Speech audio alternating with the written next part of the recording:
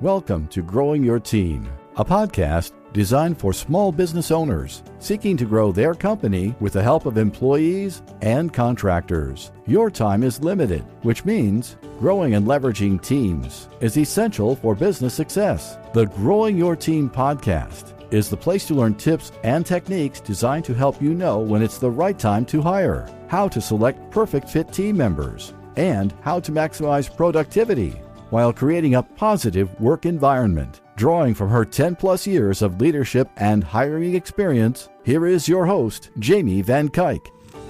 Hello, Jamie Van Kuyk here, and welcome back to the Growing Your Team podcast. Today, I have on Anna Shcherbyna. Anna is the CEO of Remotivate, a recruitment agency that helps remote-friendly companies hire top remote senior-level talent. Today, we're talking all about hiring and doing it in a remote environment. So mostly, how can you get the same results out of interviewing candidates that you'll never sit down with and talk to face-to-face, either before you hire them or ever on the job?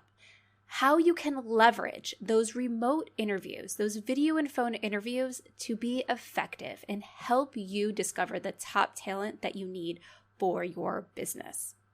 And we're going to get down and dirty on some of our hiring tips that can help you be successful no matter whether you're hiring a remote team member or whether you're hiring someone for your in-person staff.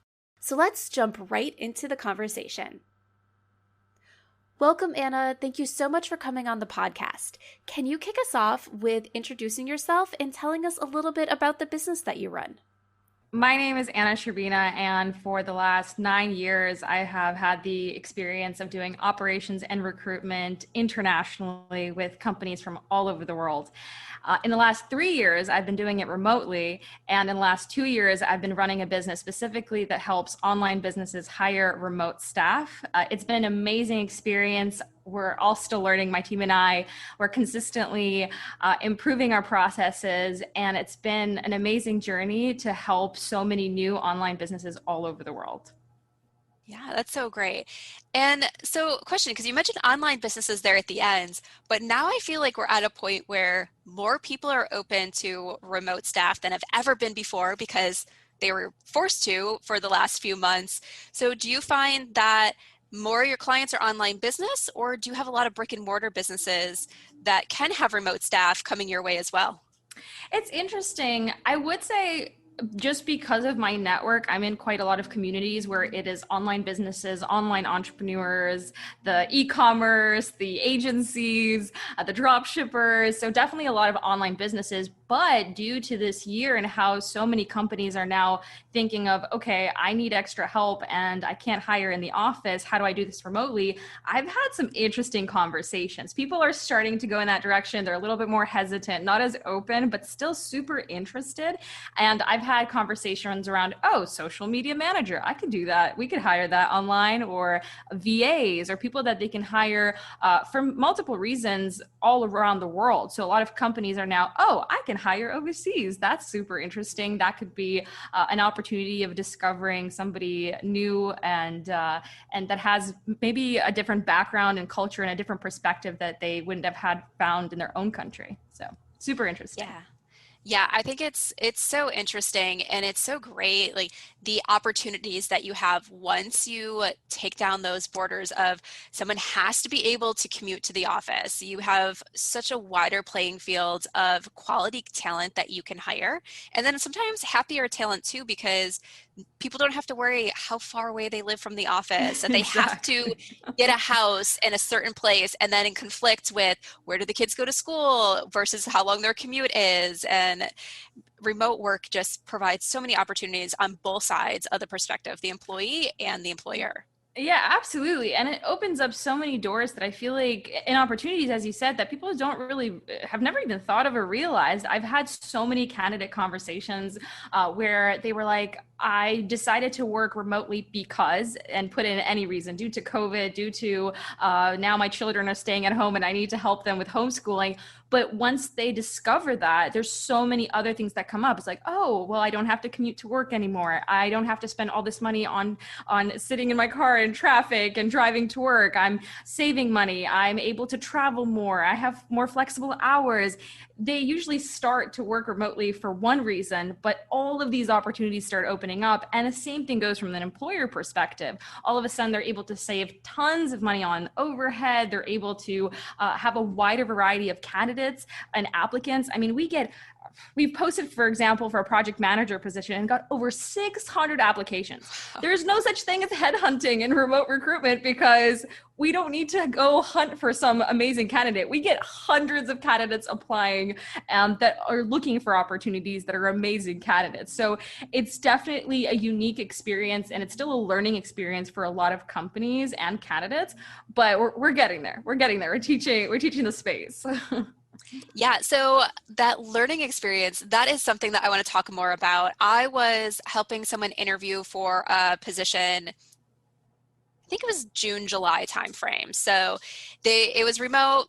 Their whole entire company is remote, but one of the questions that we were asking candidates was how they adapt to working from home. Because at this point in time, with the position we were hiring for, chances are they were working remotely due to COVID, that they were no longer going into an office.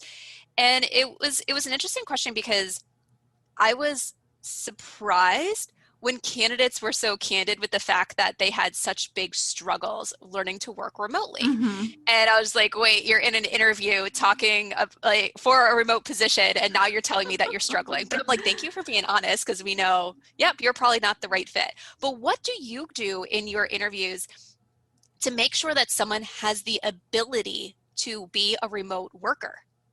That is so interesting of a question, because a lot of the times you kind of answered your own question in the sense that candidates will be able to tell you usually up front, and there will be different clues. I always say that an interviewer is kind of like a detective, because you pick up on these different phrases and different pieces of information that candidates share, and they talk about, if they're talking about struggles, as you said, regarding remote work. We also talk about time tracking. I personally am not a big believer in time tracking. It is different business to business. But personally, I do believe in results-oriented work versus time-oriented work. And though I do believe in that, it's interesting when a person says, oh, but I don't like to be time tracked. I can do so many things without having my time tracked. It does one thing when an employer offers that, but when a candidate brings that up, it does mean that they're uncomfortable with having their time tracked, that they might be withholding some information. So there are little hints. I always say there's always these little hints and things that they drop that shows that they might not be a good fit. And what's interesting about what we do is we're usually looking at full-time staff or even part-time to full-time staff. So we're actually not going out and looking for just project-based candidates. We're looking at candidates that will be around and helping or working on the team for years to come. I mean, obviously things move very quickly and things change quickly, but we are looking for somebody motivated to stay for the long term. And so motivation is something that really, again, will they be able to work online? And you can pick that up from their previous experiences. So one of the things that we would ask is like, have you had previous work remote experience? How was that for you? Were you tracking your time, or was it results based? How were the results? And this is where references sometimes come in. We're able to get their perspective, and we even ask around, okay, well, how will your manager rate you, or how would they give some feedback around your work? Because we're definitely going to be reaching out. And it's interesting to hear the story starts to change a little bit, because all of a sudden they're like, oh, well, if you're going to be reaching out, let me tell you. Let me tell you the truth. Exactly. So you really do get to learn a lot if you really listen and dig a little bit deeper in their responses. Right. And asking the right questions to begin with. Absolutely. I know that's one of the things I find with just interviewing in general, whether it's a remote position, in-person position, is most people do not know how to figure out what questions to ask during an interview. They're just like, they do a quick Google search of like most popular questions to ask, and they stick with those. And I'm always like, no, it's probably not going to tell you what you need. Absolutely. It's actually quite interesting, because I feel like, and you'll probably agree with this, the remote space in terms of recruitment, Recruitment is still done by a lot of companies very old school. So there is usually a list of questions that you have to go through. What is your strength? What is your weakness? There's these like standard questions. And I was actually recently training a hiring manager of ours, and this conversation came up during one of the interviews. She was kind of going through question by question. But what's interesting is I often am able to, and we've talked about this with her, go a little bit deeper into some of the questions, and those other things will come up. Their weaknesses and strengths will come up when you dig a little bit deeper into the conversation. So for example, a candidate might have that they just started a job 2 months ago, and I'll ask, okay, well, why are you applying if you're currently working somewhere? And usually they'll have some sort of response, and from there be like, oh, well, do you enjoy working at the company? I mean, is there something that's, not comfortable for you? Because we want to make sure you're comfortable here. And you go down this rabbit hole, and honestly, you can get through so many questions and learn the answer to the usual kind of surface level questions you'd ask by just going down a few rabbit holes. You'll learn so much. And I feel like that is not really a common practice when it comes to how to properly interview standard questions. Right. No, I 100% agree with that. I know from my clients, when I write out their interview guides, typically we start with, I always say we don't want to lead the candidate to the answer that we want. So the question might be a little bit more broad, and then we'll sometimes have one or two follow-up questions, be like, okay, they might answer with something that we want to know. They might not. Now, how do we start taking them down the path we want to get everything that we need out of that answer? Absolutely. But I always say, don't lead the witness, but follow up. Yeah, it's something interesting on that account is at times I feel like a lot of hiring managers will definitely try to help candidates, for example, with responses. So if they see that a candidate is struggling or they're going and rambling off, and like to cut them off. I personally like to see how long they'll ramble for. I mean, I know it's a little mean, but honestly, it shows how aware are they of their environment, how aware of their communication skills, and being able to be under a stressful situation where you won't have a lot of help and support. And though I am super friendly in interviews, I kind of let them just go on and see how long it lasts. I've honestly had a candidate go on for 20 minutes. I mean, no joke. It was quite interesting. They decided to answer all my questions without me even asking. I mean, they didn't pass the interview, but it was an interesting experience. And it definitely, when you allow candidates to just share and be, you'll learn a ton. So I completely agree with you in that sense. Right. No, exactly. That is funny. Like someone going 20 minutes. I've had some people that have been pretty lengthy with their answers. And I agree. Sometimes I'll let them go to the point where I'm just like, okay, I'm done listening. Now we need to move on. Especially like some people are just talkers, and everything they're providing you is something of value.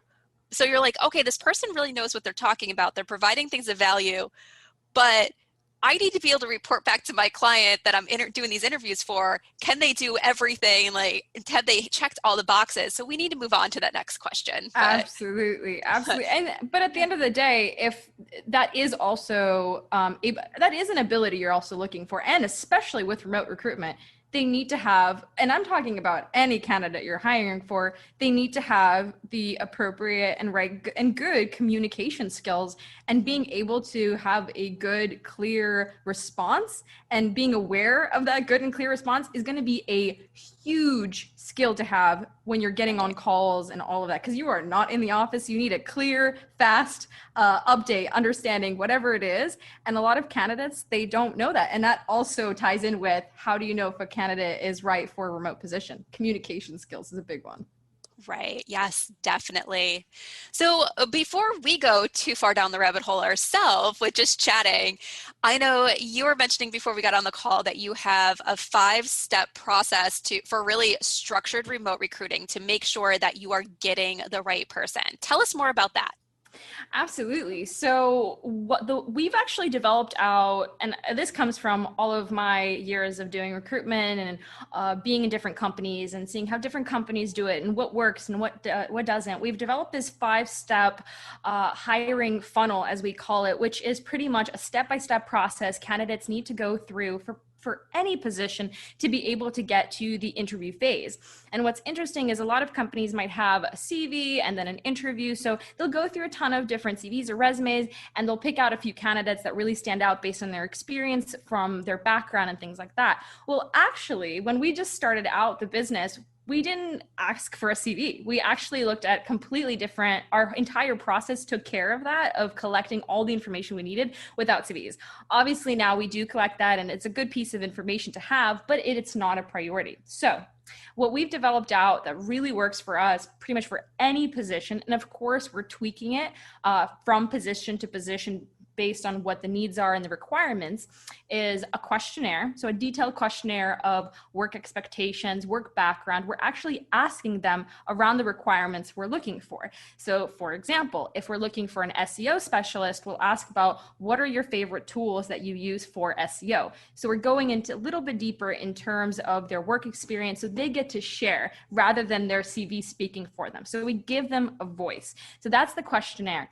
Then we go into a skill test. So we actually develop out a skill test that we use from position to position. Now, there's a ton of different skill tests online. We've just decided to develop out our own, and it's really divided into hard skills. So if technical questions, depending on the position, and then soft skills. So how do they handle leadership? How do they handle communication? We'll ask about difficult situations that they've been in and how they've gotten out. So it's really open-ended questions and they're able to share.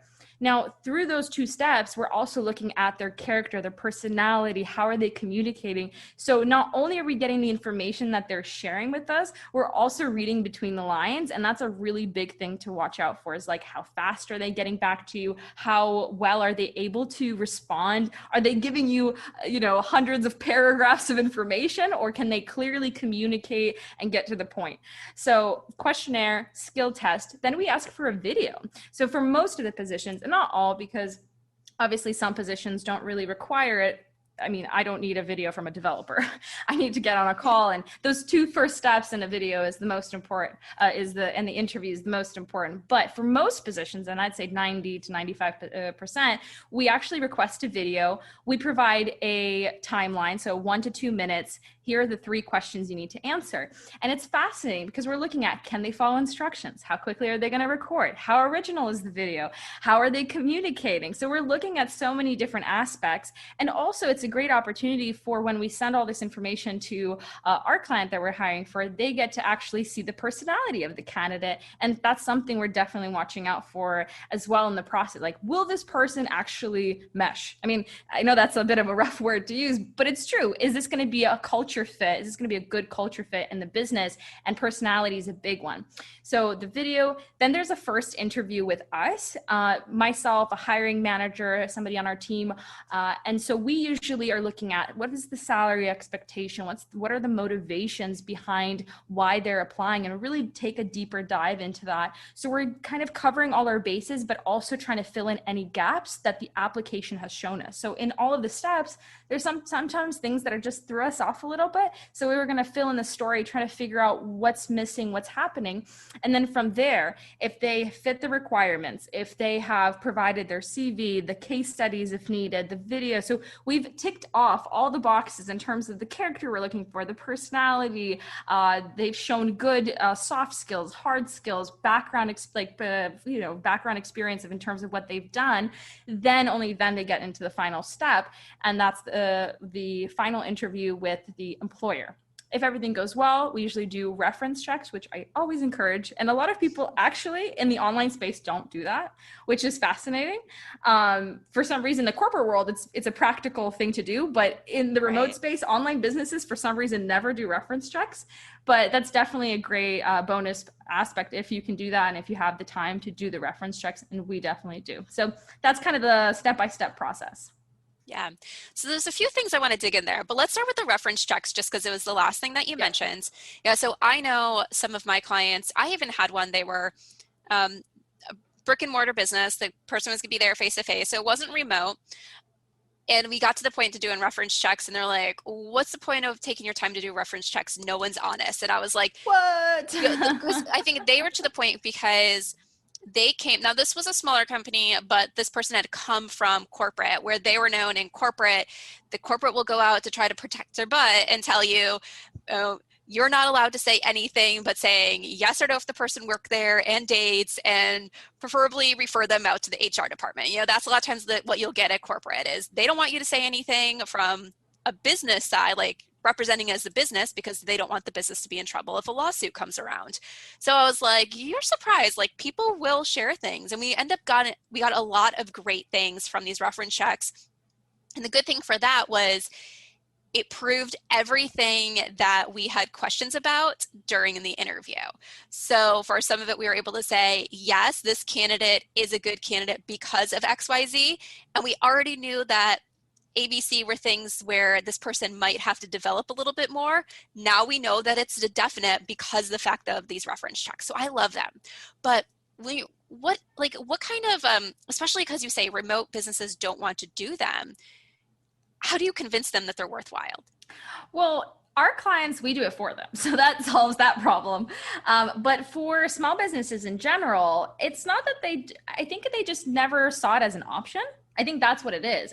It's from the different conversations I've had. A lot of the entrepreneurs I talk to, they're just surprised. They're like, oh, I can do reference checks? How do we do that?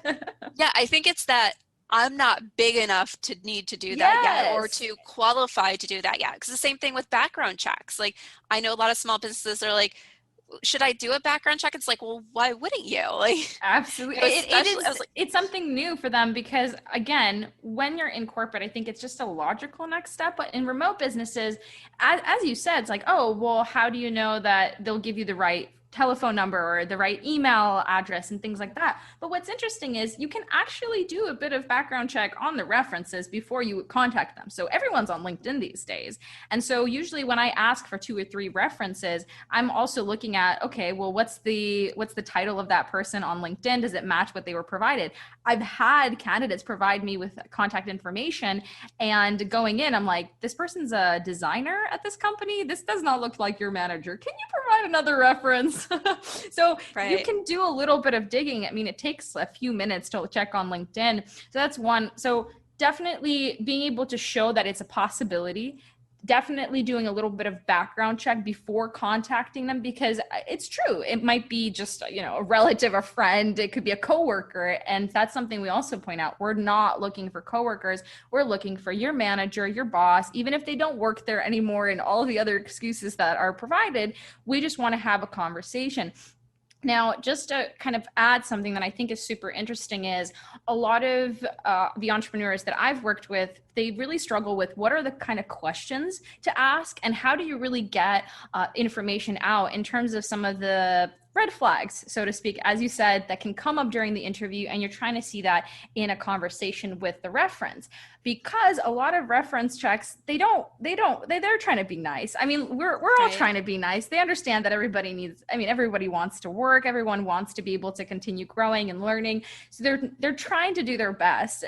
And in those situations, something that has really helped us, and I always encourage entrepreneurs to do this as well, is when asking those tough questions, presenting it from the perspective of this is for the benefit of the candidate. And that has really helped. So for example, what were some of the challenges that you believe this person had or encountered throughout work that they weren't able to excel? Because when this person comes on, we're not looking for perfect, but we want to encourage and help them to grow. We want to provide courses. We want to provide guidance and training. So we want to know what are the gaps that we should focus on. Now, when things are presented in that way, from that perspective, all of a sudden the references are more than happy to provide all the kind of nitty and gritty of what happened and what could have been improved upon. So that has really helped. So it's all about how you present a question, I think.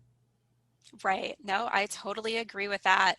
I even know, I haven't asked this question in a while, but just because it hasn't fit with any of the positions, like what we're trying to dig out. But back when we talk about people's weaknesses and strengths, I was like, you never just ask people's weaknesses and strengths because they're never going to give you honest answers. It's the most rehearsed interview question out there. I was like, but we had a way of, we were asking about weaknesses where we started off like, no one is perfect. Everyone has room to improve. Like, what is something you've been working on and improving on? Like, so, and different things to figure out, help them be comfortable with admitting a weakness, an area that they're improving on. That's actually, just to kind of tie in back from what we were talking about, that's also plays into the space of recruitment. It's still very old school in the sense that even in asking the weaknesses and strengths, because the conversation is already quite tense, a lot of candidates provide those generic answers. And I think something that I've seen, and I'm very proud that we do, and that I've seen a lot of the entrepreneurs that I've spoken with, and the online space is becoming more and more popular. The interviews are more friendly. Having a conversation of where are you? What are you up to? How's the weather where you're at? Just having kind of picking up on those little details that a person shares. Oh, you're from Serbia? Oh, I was there for a conference in Belgrade. I loved the people. And all of a sudden there's this wall that drops, and all of a sudden it's not about, oh, are you right or wrong for a position? It's about, we want to see if this is a good thing for you, if this is a right fit for us, and that it's a good fit on both sides. It's not about judging you or anything. It's just about having a really great conversation and getting to know each other better from an employer perspective of sharing about the role and why it's being hired for, and then hearing the candidate's perspective of like what their experiences are, why they're applying, and really just listening to them. So different approach, I believe, to in the remote space. It's getting a bit of a different approach to interviews. Right.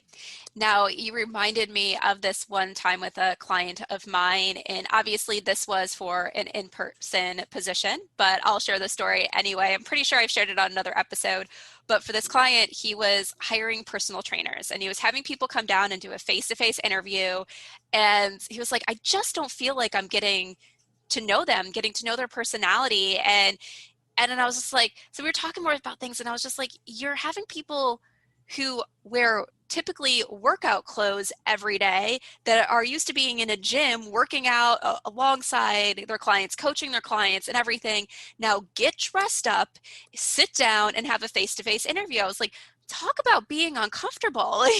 Definitely. You're taking them so far out of their element in order to do this interview. So I was like, let's change things up a bit. What about having some sort of interview while you guys are doing a workout together, a really low-key workout, because you don't want them to be like jogging and trying to answer questions, those high-intensity workouts, but a low-intensity workout where you can ask them the questions and get that conversation going, where you can also see their personality of what they're going to be like with clients on the floor. And it just changed everything, because now we weren't taking people out of their element, and they were having more of that conversational interview, still making sure they were getting all the information they needed to uncover out of the candidates, but it flowed so much better.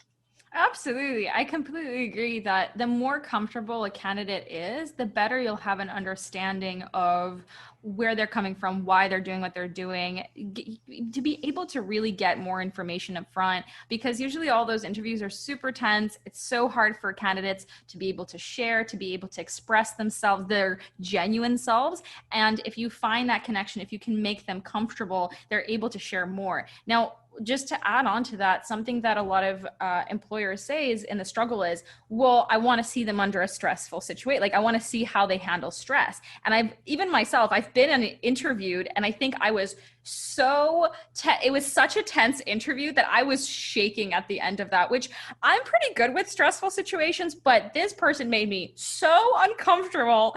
I had to spend a few hours getting over that interview. And the thing is, they missed out on a lot of information, I believe, that they could have gotten if I felt a little more comfortable. Now, in terms of creating a not just stressful, but understanding how a person deals under stress, well, that can be part of some of the questions. So, for example, with operations roles, we sometimes ask, okay, here's a real life situation happening in the business. We're, something around shipment, or something's happening in the team, and there's a big conflict, and our project manager just left. How would you, coming in right now, here's a real live business situation, how would you deal with that? See how they are able to think on the fly, see how they're able to express themselves. But again, when they're comfortable sharing, they'll be able to say, okay, this is a high stress question. I mean, they don't see that, but it is, right, because they need to figure out how to respond to that and respond well, and be able to organize something on in a very short period of time, very quickly, and express that, their kind of plan of action. That will give you a response to how they handle a stressful situation, but not the whole interview of stress and tension. Right. No, I get that. And I always have to remind my clients that interviews are stressful for the candidates to begin with. Absolutely. People are interviewing because they need a job to put food on the table and a roof over their head. They're not coming in just for something fun to do. So they are stressed out, which means, sometimes they're going to stumble over the words, or like, especially at the very beginning of the interview, until they feel comfortable, have shorter answers or stuff like that, where you need to excuse some of that stuff because of the fact that it's a stressful situation, and completely different than coming into a job where, yes, you might have a stressful day, but overall what you're doing. Absolutely. Yeah, I completely agree on that. Yep. So now I want to circle back to some of the other stuff you were talking about before with, video interviews and stuff like that.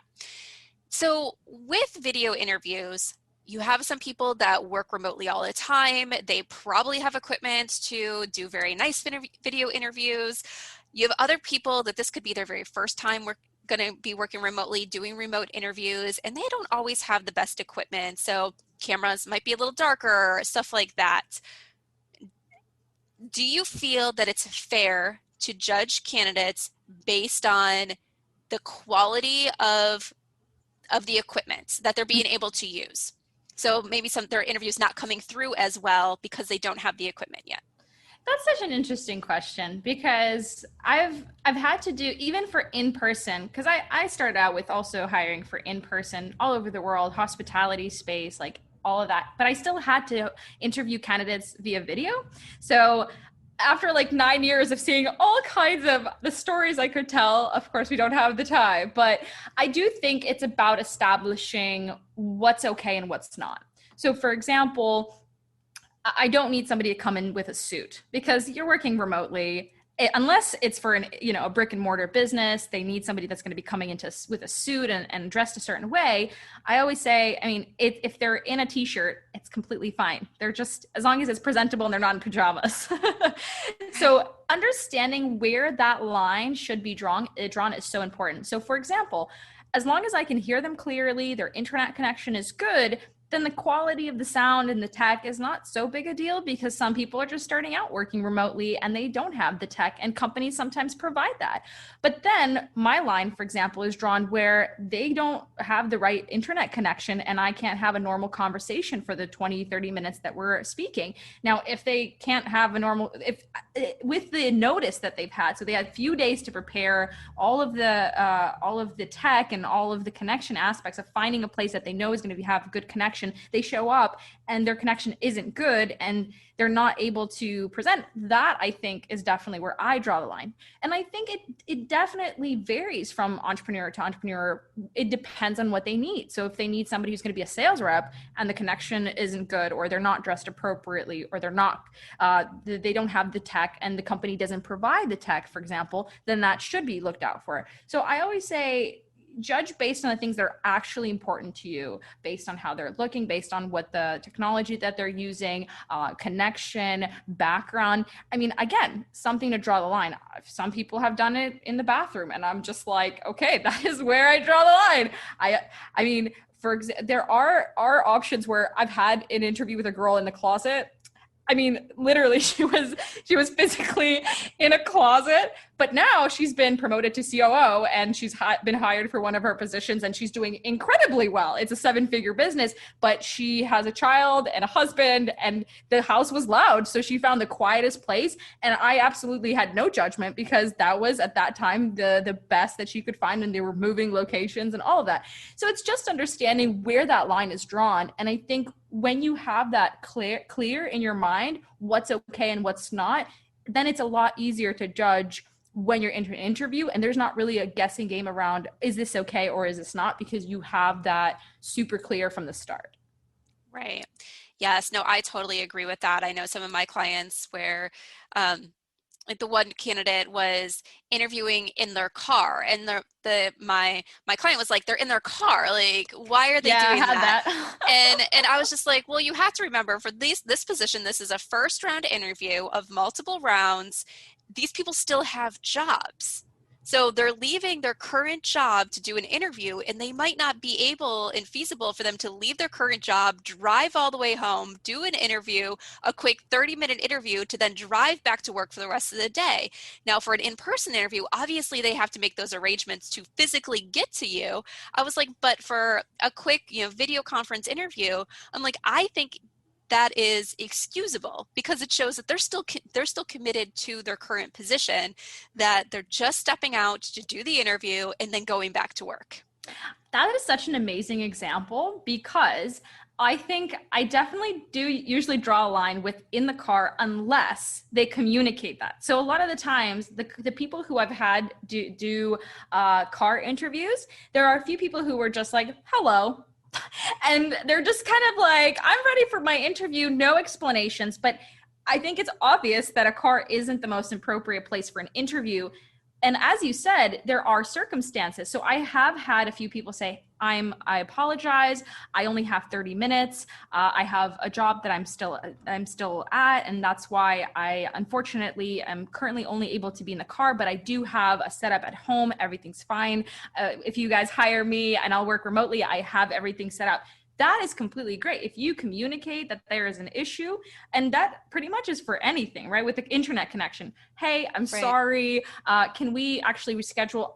For some reason, my internet's going a bit haywire. We all understand that, as long as it is communicated. And I think that is where also there's going to be a difference between, yes, things happen and things come up, but can the candidate really communicate that and able to explain what's happening and why they're in that situation? Right. Yes. Yes. I love that. All right. So before we start wrapping things up today, there's two more things that I definitely want to talk about. So when you're talking to a client, so it's a brand new client and they want to hire a position and they come to you. So obviously you do remote hiring. Mm-hmm. Have you ever had to tell a client, now that you've described the position, I don't think remote is going to be the best thing for this position. You should probably have this person in your office?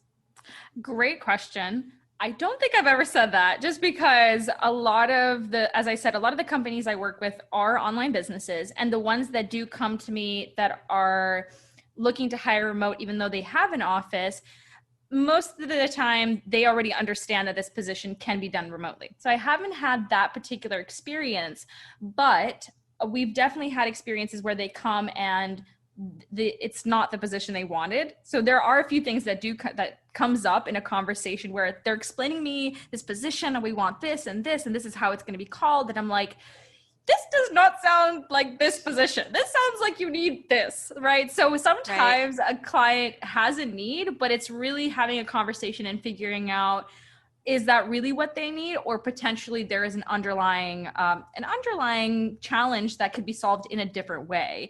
And potentially it's not hiring that candidate, hiring a different type of candidate and all of that. So I would say those are usually the challenges that come up initially, rather than it's probably an in-office job, because most positions can be done remotely. In my personal belief, the future is remote.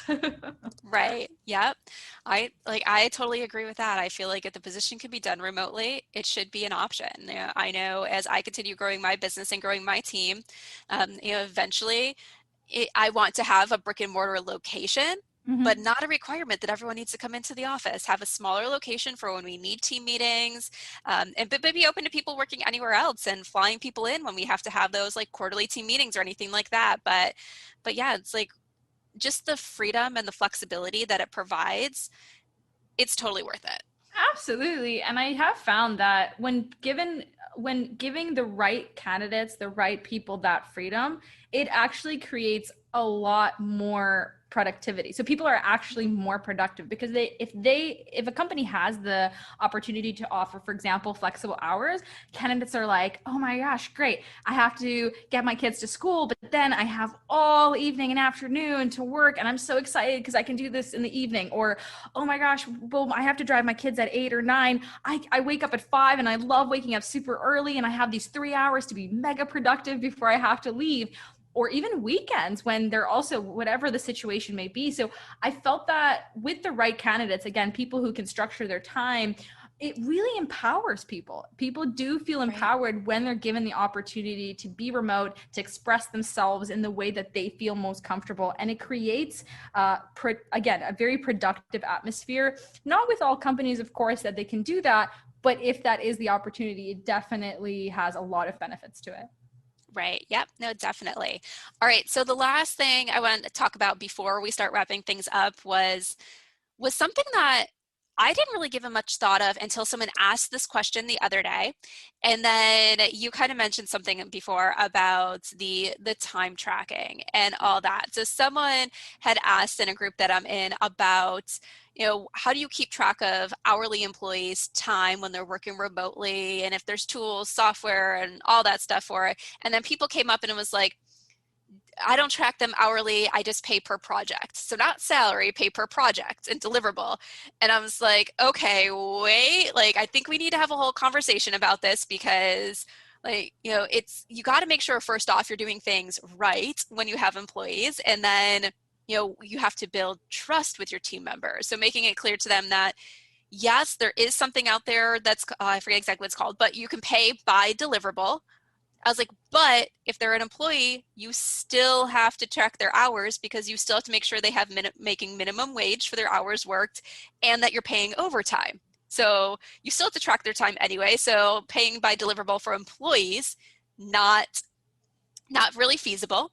I was like, but then there's the whole thing of, even if it's an hourly position, yes, there's software that you can track when they're working and stuff like that, but it's also about building trust and making sure that you have trust with your team members, and nobody wants to feel chained to their desk.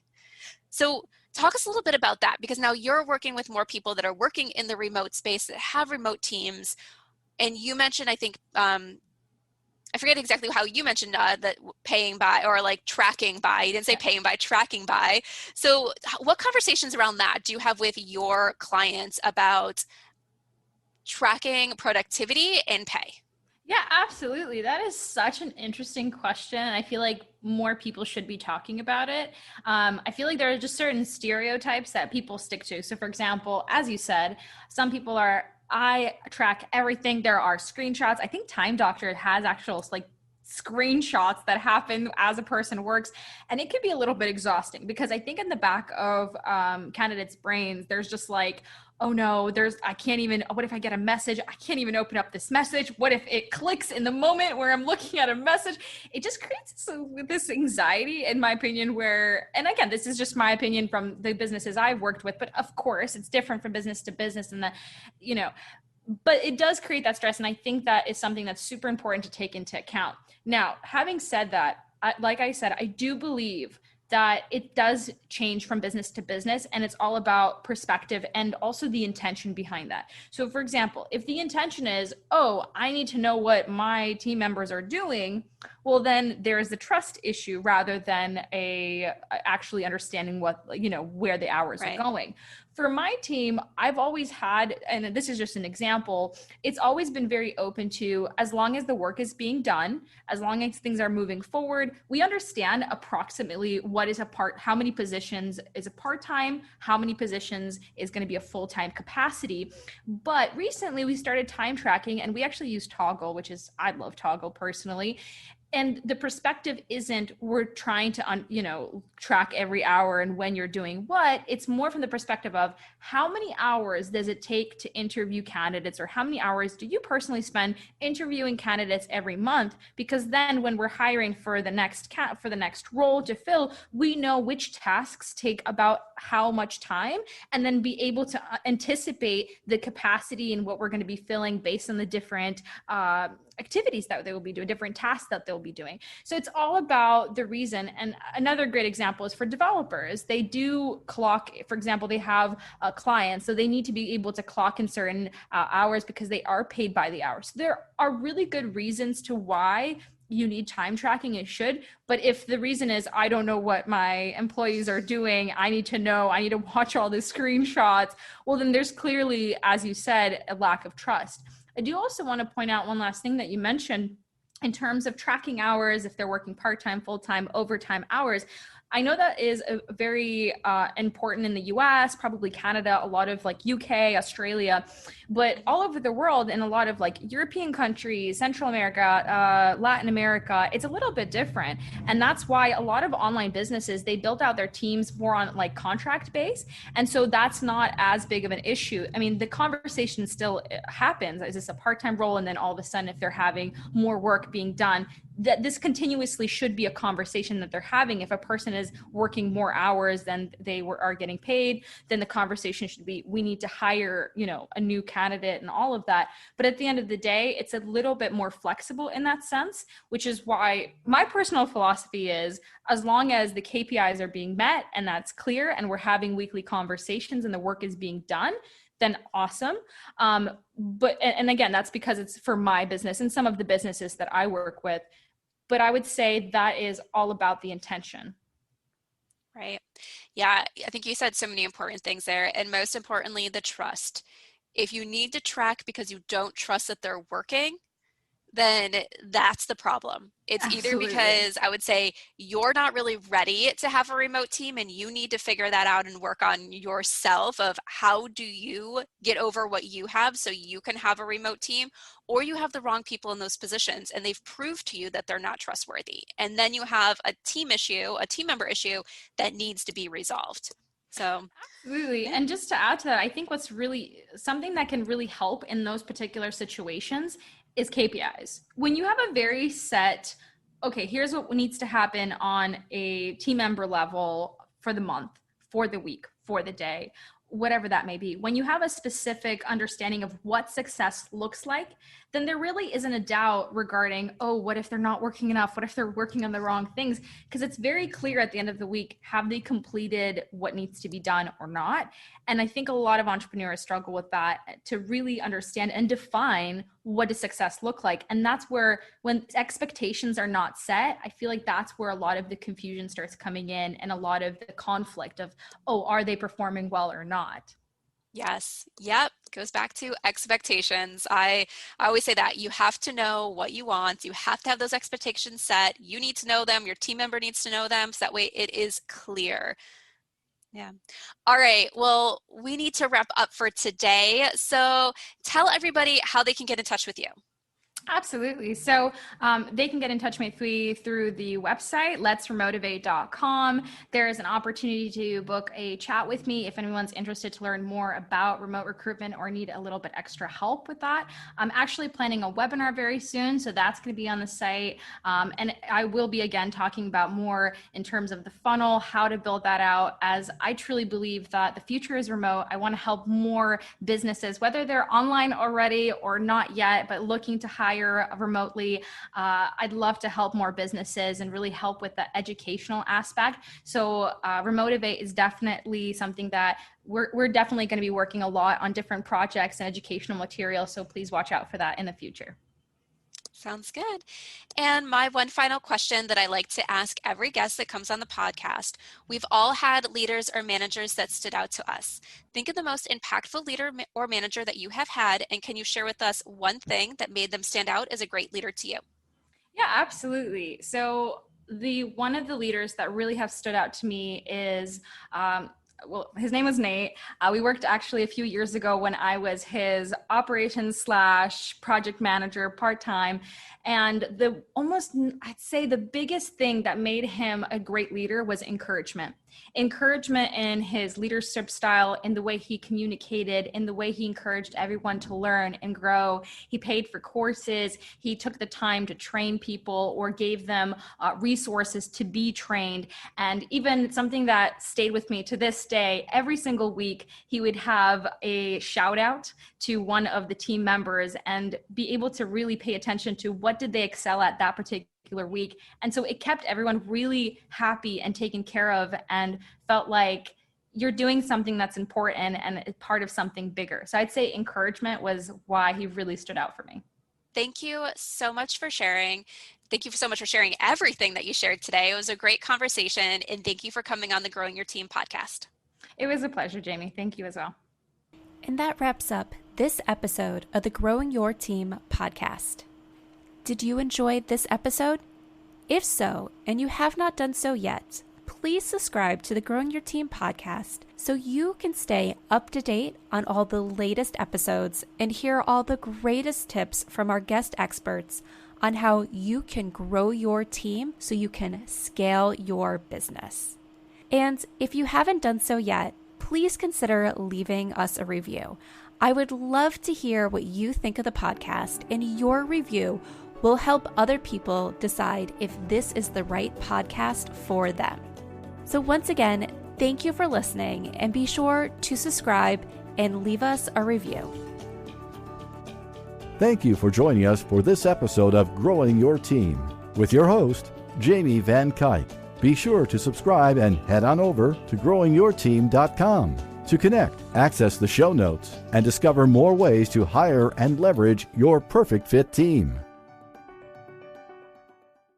With the state of today's economy, it is more important than ever to invest in products that last for years to come. As the seasons shift and get cooler, make sure your closet is stocked with durable layers that stand the test of time from American Giant. American Giant's clothes work harder and are wearable season after season. Their greatest hoodie ever made is made of the highest quality materials that are cut and sewn right here in the United States. So you're investing right back into your local community. Choosing American Giant means taking a stand for American manufacturing and hardworking Americans, something other mega corporations don't care about. From fleece to knit, all in a range of colors for versatile daily wear, American Giant delivers everyday pieces designed for everyday life. Feel the difference of quality made-to-last clothes from American Giant. Get 20% off your first order with code STAPLE20 at american-giant.com. That's 20% off your first order at american-giant.com with code STAPLE20.